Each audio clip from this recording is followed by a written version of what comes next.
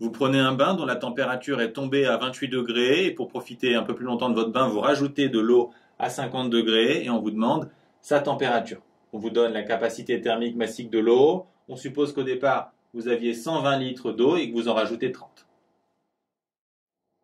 Première approche intuitive, sans énergie interne, on peut se dire que l'eau chaude qu'on a rajoutée va se refroidir en réchauffant l'eau froide.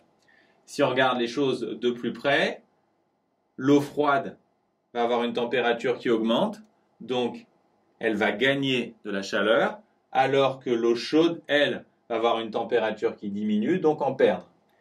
L'énergie qui est cédée par l'eau chaude est intégralement récupérée par l'eau froide, donc on peut dire que Q1 égale moins Q2.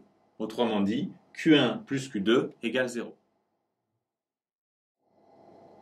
Rappelez-vous, la chaleur Q, c'est mc fois delta T. Donc on va avoir M1C fois delta T1 plus M2C fois delta T2 qui est égal à 0. Arrivé là, on déplie la formule. Delta T1, c'est la température finale du mélange moins la température initiale de l'eau froide. Même chose pour delta T2. On va ensuite développer ces expressions en gardant les termes en TF à gauche et en mettant les termes en T1 et T2 à droite. Ensuite, on factorise ici par C fois TF. Et de l'autre côté, on factorise par la capacité thermique massique de l'eau. Comme on a la capacité thermique massique de l'eau des deux côtés, on va la simplifier. Et enfin, il suffit de diviser par M1 plus M2. On fait l'application numérique et on trouve 32,4 degrés. La résolution par l'énergie interne est un peu plus surprenante, mais c'est peut-être celle que choisira votre professeur, donc il faut la comprendre.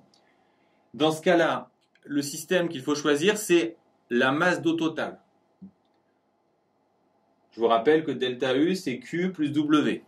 Ce qu'il faut comprendre ici, c'est que la masse d'eau n'échange pas de chaleur avec l'extérieur. Il n'y a pas de transfert thermique, donc Q égale 0.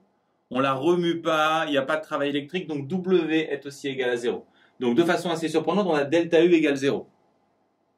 Mais c'est normal. Par contre, ce qu'il faut comprendre, c'est que delta U doit se décomposer en delta U1 et delta U2, où U1 est l'énergie interne de la masse d'eau froide initiale, et U2, l'énergie interne de la masse d'eau rajoutée.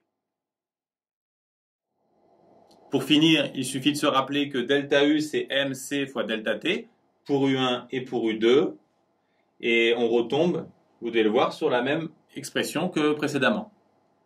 C'est intéressant de remarquer que dans le cas où W égale 0, on a delta U et Q qui donnent à chaque fois des mc fois delta T, c'est normal.